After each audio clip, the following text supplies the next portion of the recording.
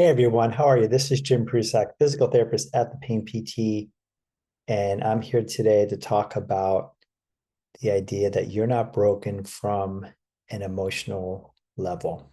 You're not broken, and how that represents on an emotional level. Because a lot of us here feel broken. We feel not good enough or not capable enough to get better. We feel less than. We feel like we don't have a way out of this at times. And so it equates to this idea of being broken. Something's wrong, not able to fix it.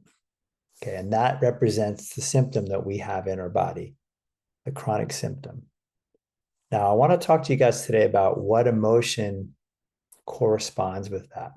What emotion corresponds with feeling broken, feeling like you can't get better, feeling that you won't get better, feeling that this symptom has the upper hand on you and is putting you down. You're not able to move forward. Okay, you're feeling less than. Maybe you get some clues. What emotion sits behind that? Okay, so it's the emotion of shame. And shame underlies a lot of TMS, what we call BS, brain sensitization symptoms. And just like I talk about anxiety a lot, the brother or sister to anxiety is shame. You can one on each shoulder. They go back and forth. So if you think about shame as an emotion, and we're talking about toxic shame here, most of shame that people experience is considered toxic shame. Okay, it's not healthy shame, it's not normal, fleeting shame. It's something that's been internalized. The person believes on a deep level that they're not good enough, they're not enough, they're less than, unworthy, less than, broken. And in some ways, the symptoms for people represent that shame. So if you think about it, they feel broken, they feel not capable, not able to get better, not strong enough, not good enough, not doing it right. Right. And so they try harder. Okay. One of the things of shame is that people will try harder, overachieve, try to make it perfect, people please, right? Some of these personality traits that I speak about here on the channel are rooted in shame, okay, which is one of our deepest emotions.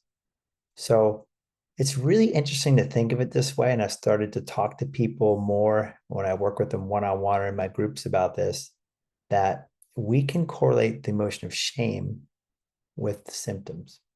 It can represent, your symptoms can represent shame.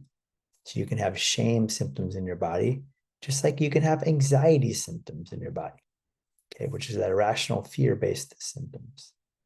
And both anxiety and shame, you could argue, are toxic. They're not true. They're not giving you accurate information because they are representing something we've learned, or like with anxiety, it's an irrational fear. But with shame, it's been internalized and learned from our parents and our peers growing up. It's become a voice inside of us to keep us down, to put us down, to make us feel less, to make us feel not as good as. Okay. And what better way for your brain to do that potentially is to give you certain symptoms that put you down, that keep you down, that don't allow you to move forward with your recovery. Or every time you start to move forward, you get knocked down again, get put back down again, you collapse again, you can't do it, not getting better. Okay, so in a way, if you think about this way, your somatic symptom in your body can be representing the emotion of shame, which again is considered toxic. It's not something we want to own or believe or listen to or agree with. It's a deep emotion, but it's not true. It's false. Okay, so in a way, we can challenge that.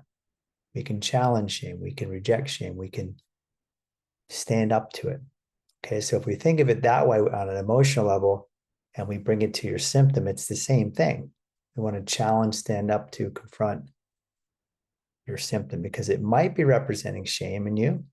It's possible. It's very possible. It is in a lot of people I see. The more and more I see this in people, the more I think it's true. And so, in a way, we need to stand up to it.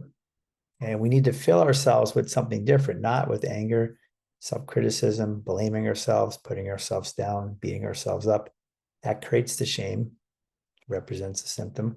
We fill ourselves with self-compassion, fill ourselves with self-compassion that we're not perfect, we're okay as we are, we're complete, we're whole, we're strong, we're healthy. Okay, that's the message here. We want to bring that out of our brain against this other possible shame-based symptom that's saying, no, you're not. You're not good enough. You're not strong enough. There's something wrong with you.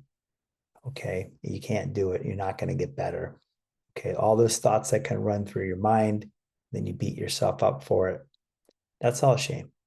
Okay, so we're not going to do that anymore. But I wanted to highlight today a possibility for you for dealing with chronic symptoms, that these symptoms in your body, we talk about the symptoms being emotions and related to emotions, that shame could be one of your driving emotions that's underlying your physical symptoms and keeping you down, keeping you stuck, holding you back.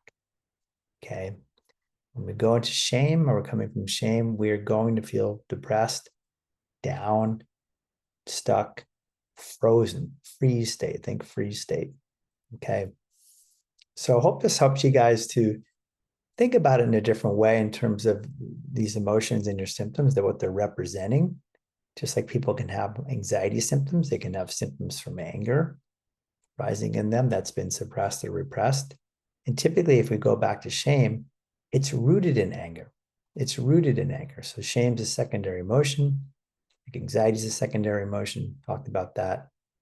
But if we get to a primary emotion, one of the most common ones that's in shame is anger. Okay, so then we need to learn how to work with that emotion. Save that for another time. But if you like the video today, please give it a thumbs up. It helps the channel grow. I really am trying to get the word out here about mind-body healing, looking at all the aspects in our brain that we can use for healing. Things we talk about, such as these emotions, your mental state, your beliefs, your self-talk, okay? These kind of things, the conditioning pattern this exists, the sensitization, the nocebo, okay? These are all components that play into symptoms, things like hypervigilance, things like avoidance. Okay, so I try to touch upon these in our videos here, these free videos. If you want more in-depth knowledge or working one-on-one, you can do that. Go to my website, thepainpt.com, and you can sign up for the group classes, or if you want to work one-on-one with me, you can sign up there. But I really want to highlight today this emotion of shame. It's very, very common, something I see in a lot of people. And I really think it's driving a lot of people's underlying symptoms. Okay, everybody, we will catch you next time. Hope you guys have a wonderful day today. Bye-bye.